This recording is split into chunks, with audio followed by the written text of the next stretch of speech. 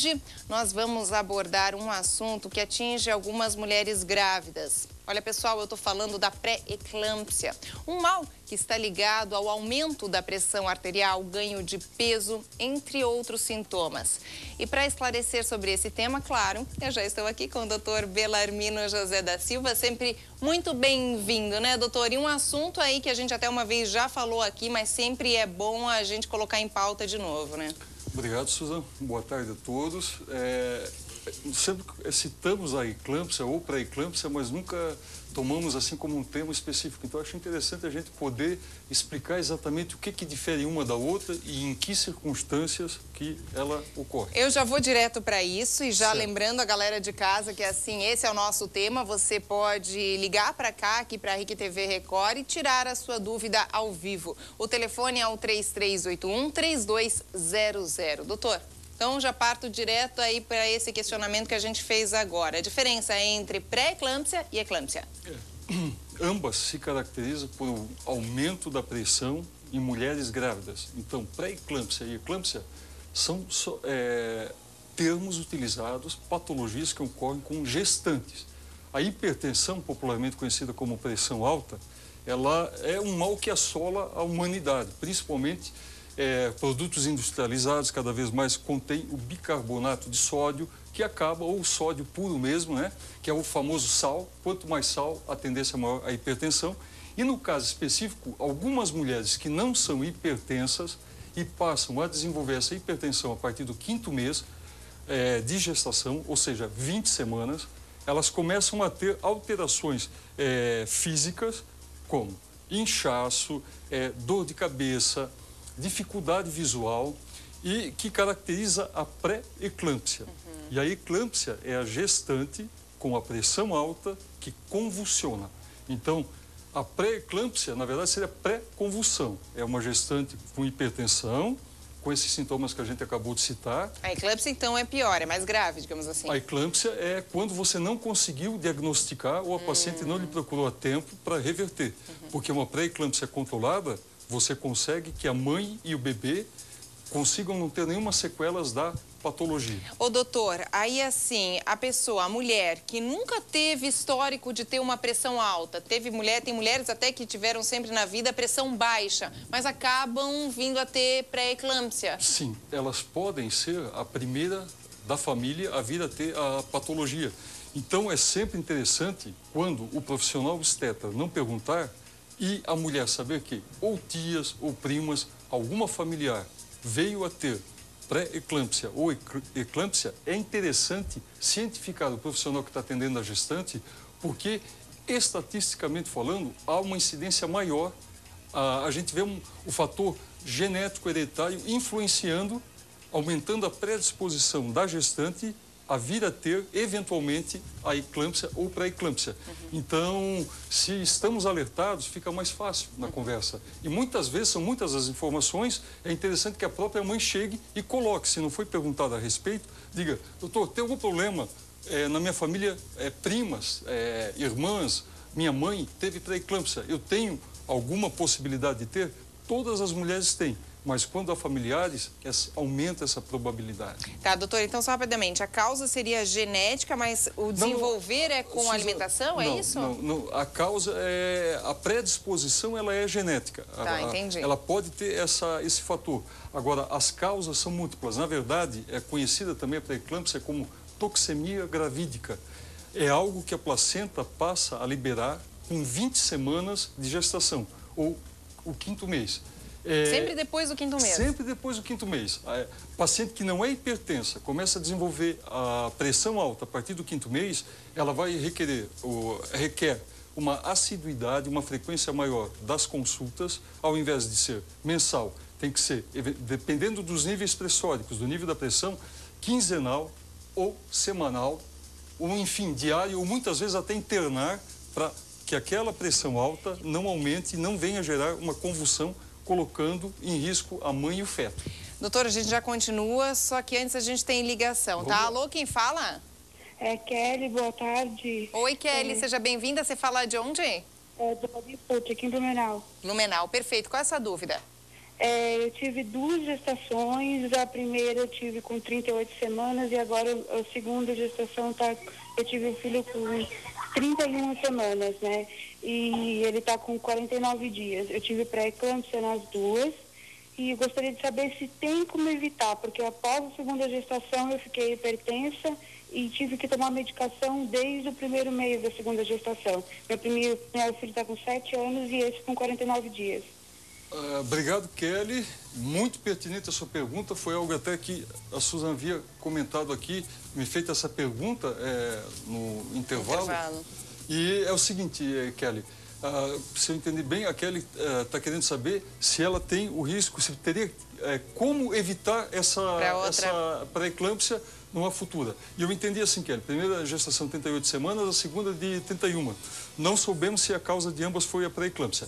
Mas a pré-eclâmpsia é pressão alta. Uma vez diagnosticada a pressão alta, o obstetra, juntamente, se possível, com o cardiologista, começa a medicar com medicamentos que não vão fazer mal, nem para você, nem para o seu bebê. Mantenha a pressão dentro do nível adequado e a gente consegue manter, porque o pulmão do bebê é a última parte, a última víscera a amadurecer. Então, em torno do 8º mês, mais ou menos. Então, aquele primeiro 38, o pulmão provavelmente do bebê já estava maduro. Quando a gente diagnostica e vê que a mãe é hipertensa, já é feito um aceleramento do pulmão do bebê através de vacinas que existem, são corticoides, que são feitos para a mãe. Porque senão pode ocasionar o quê? Porque se ela tiver um aumento abrupto de pressão, se a mãe vier a ter uma pressão, uma hipertensão, que seria 20 por 12 ou 18, que não tiver sob controle, não tiver a nível hospitalar, a mãe pode entrar em convulsão e a pré-eclâmpsia gerar uma eclâmpsia. Qual é o problema da convulsão no pré-natal? A mãe entra em anóxia, ela não respira. E isso poderá trazer, e convulsão pode ser de 30 segundos, 1 minuto, 1 minuto e meio, varia. E aí que ocorre, o bebê não tendo aporte de oxigênio, ele poderá ter sequelas ao nascimento. Então a conduta é pré-natal bem feito, a frequência que o seu profissional pedir, o seu obstetra pedir para ir, vá, controle a sua pressão e, se for preciso ficar internada, o ideal é ficar internada para poder medir essa pressão, monitorar hora por hora, porque ela pode oscilar e essa oscilação pode gerar uma eclâmpsia. Então, a resposta da Kelly é, realmente, Kelly, você, como todas as outras mulheres nessa situação, requer uma atenção especial. A possibilidade de vir a ter uma pré-eclâmpsia numa terceira gravidez é muito grande. E quer dizer, se já teve numa gestação, a próxima pode vir a acontecer também? Não necessariamente, mas ela faz parte de um grupo de risco, porque as principais mulheres diagnosticadas com pré-eclâmpsia são, na primeira gravidez, fator hereditário, adolescentes ou acima de 40 anos. Mas então, na primeira gravidez, na segunda... Há uma incidência maior na primeira gravidez ou quando a mulher tem acima de 40 anos. Certo. Quando tem um histórico familiar e a idade que a gente já colocou. E a Kelly talvez tenha tido na primeira e na segunda, pelo que eu entendi. Quer dizer, mas se tem na primeira, a probabilidade de ter na segunda é menor? Diminui? É menor. É mais frequente nas primeiras gravidezes. Acontece mais. E principalmente de adolescente e acima de 40 anos e que tem o fator hereditário. Aí pode ficar com todos os radares ligados, porque ali está o perigo. Mulheres obesas, doutor? Porque o corpo ele tem um formato, o coração ele tem que bombear o sangue para todo o organismo. Então, quanto maior esse universo, maior a pressão que o coração tem que fazer para distribuir o sangue pelo corpo. Então, ao contrário do que muita gente pensa no peso como estética, o peso não é somente questão de estética. Temos que tirar isso da cabeça. A qualidade de vida passa, até num primeiro momento... Exercício físico, tudo, né? Aí o coração o que faz para compensar, Suzana? Ele contrai com mais força. A partir do momento que ele contrai com mais força para dar conta da demanda, ele não só sofre uma dilatação, como ele passa também a gerar um estado hipertensivo. Então, às vezes se ouve, mas fulana, amiga, parente, é obesa e não tem hipertensão. Mas com certeza, a médio ou longo prazo, ela vai ficar hipertensa. É a mesma coisa que aquela mulher que come muito sal a vida inteira, né, doutor? Tá estimulando a hipertensão. Teria que reduzir a quantidade de sal, pelo menos um pouquinho antes da gestação, né? Tá planejando, reduza. Perfeito. Então, num primeiro momento, o sobrepeso, ele não traz nenhuma preocupação, desde que a mulher reverta rapidamente. E o sal também. Às vezes é um momento, tá comendo com mais sal e tal, mas a partir do momento que notadamente, é abusivo o uso e o consumo, evitem, porque aí estão gerando problemas de todas as ordens. Perfeito. Doutor, outra questão com relação à proteína na urina. Ela pode causar a pré-eclâmpsia? Ela não é a causa, mas toda pré-eclâmpsia ou eclâmpsia vai ocorrer, é um dos diagnósticos para a gente fazer. A pressão alta, ganho de peso rápido, a pressão se elevando. A mulher não tinha até o 4º mês a pressão alta. Ela começa a ganhar peso. O peso, na verdade, é por retenção de líquido e o que gera hipertensão. O exame que vai selar o diagnóstico é feito uma mensuração de proteínas na urina. Quando há proteína na urina, essa tríade, hipertensão, ganho, o aumento... O que é um aumento de peso significativo? O ideal numa gravidez é ganhar de 1 quilo do 1º até o 5º mês e de 1,5 kg do 6º ao 9º. Isso é o ideal, dá em torno de 10 a 12 quilos, não mais do que isso. Aí depois vem o peso do bebê, o líquido amniótico, mas para a mulher esse é o peso ideal.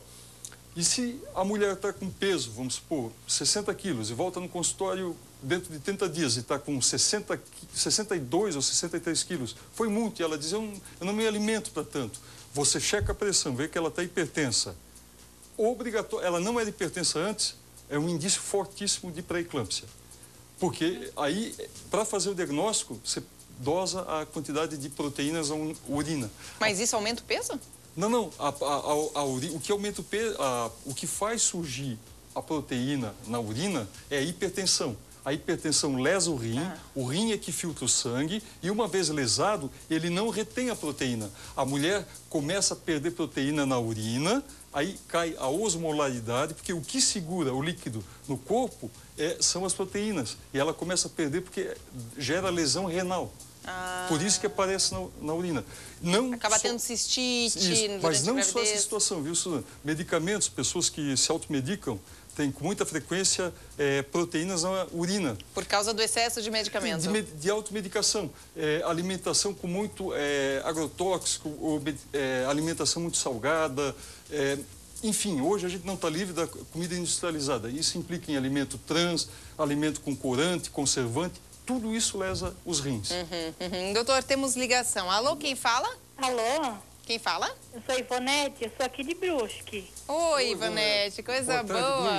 Receber uma ligação de Brusque. Qual a sua dúvida? Eu sou fã de vocês, aí eu assisto todo dia o teu programa. Que bom, querida, muito obrigada. Então, assim, a minha dúvida é que eu tô grávida de trigemelar, né? Então, eu queria saber, eu tô de 31 semanas. O 2 bebê tá com 1,523 kg e um bebê está com 1,270 kg. Eu queria saber quais são as chances, assim, tipo, se acaso romper agora, de eles precisar ficar numa UTI ou não. Até um pouco diferente do nosso tema, mas é interessante a pergunta dela. Não, mas é interessante. Assim, primeiro, parabéns, né? Trigêmeos. Trigêmeos, hein? Bom, só para explicar então, gravidez gemelar sempre tem um feto que pega mais, nunca vem os 3 com o mesmo peso. E a probabilidade, desde que fazendo repouso e seguindo as orientações do seu médico, muito dificilmente você vai ter uma ruptura de bolsa, uma bolsa rota prematura.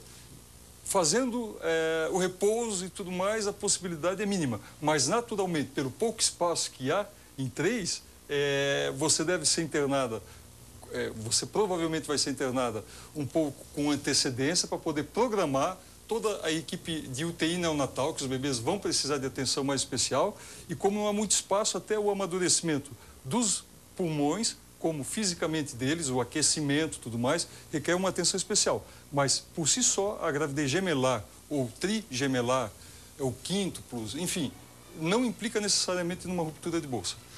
Quando a gravidez é gemelar ou trigemelar, existe probabilidade de ter uma pré-eclâmpsia? Existe porque, como a gente está falando da obesidade, da demanda do corpo, tudo aquilo que requer que o coração trabalhe mais, ele pode gerar uma hipertensão. Então, o corpo... Eu pedi desculpa, se eu não esqueci o nome... Eu também. A nossa amiga de Brusque, o nome dela é? Se a produção puder passar... O nome dela qual era? Ivonete. Obrigado. A Ivonete, por exemplo, ela está programada para aquele corpo. Agora são 4 num só. Então, a máquina, o motor tem que trabalhar mais.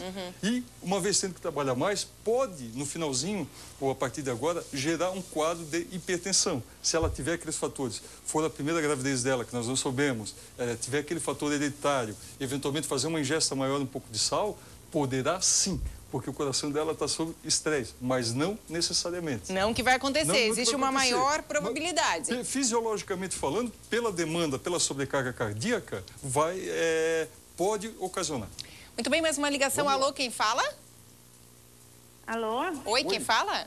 É a Cristina de Blumenau, bairro Boa Vista. Bacana, Cristina, sua dúvida é qual? Eu queria fazer uma pergunta que eu não era hipertensa, eu estou numa gestação de 14 semanas e a minha pressão estava aumentando bastante. Agora eu estou tomando a medicação, mas ela baixou demais. Eu queria tirar essa dúvida com ele. Veja, eu não ouvi novamente o nome Cristina. dela. Cristina, né? Cristina, obrigado, Boa Vista. É o seguinte, o nível pressórico, não existe fórmula feita para tratar hipertensão. Então, sempre que se prescreve medicamento antihipertensivo, tem que passar por um período de adaptação. Com certeza o seu obstetra vai reavaliar. Isso que você perguntou para mim é difícil a gente poder responder, porque tem que passar por um exame para saber qual é o seu nível de pressão e a quantidade do medicamento. No mesmo quadro hipertensivo, vamos supor um 15/10, numa pessoa, com um medicamento ela já pode normalizar, enquanto que em outra tem que ser com uma dose dupla. Vai depender da sua altura, do seu peso, de fatores que só um exame médico poderá avaliar. Então, com certeza, e você não se enquadraria bem exatamente dentro do quadro de pré-eclâmpsia e eclâmpsia, porque não é o 5º mês, 14 semanas são 3 meses e meio, nós teríamos que avaliar a possibilidade de já ser hipertensa prévia, né? E que às vezes aí aumenta a chance de ter pré-eclâmpsia se a pessoa já é hipertensa antes? Não necessariamente, porque ela já vem fazendo tratamento. A hipertensa, sabidamente hipertensa, ela já faz o tratamento, então a possibilidade é muito menor, porque já está sob controle. Então, teoricamente, a hipertensa bem controlada, agora a mulher que não faz o controle com o seu cardiologista e chega no consultório, desculpe o termo, mas aí o caso é grave, é sério. Mas se já está compensado, a gente só agrega o valor, o conhecimento junto ao cardiologista e isso dificilmente vai complicar. Então, eu queria dizer assim, medicamento para hipertensão e a pressão não baixou, você pode estar no período de adaptação, pode ser que nem tenha que mudar, é muito cedo e tem que saber altura, peso e a sua estrutura de maneira geral. Muito bem, obrigada por todas as ligações. Obrigado. A gente podia falar muito mais sobre pré-eclâmpsia, várias dúvidas até que eu tenho, mas enfim, numa outra oportunidade a gente esclarece, né, doutor?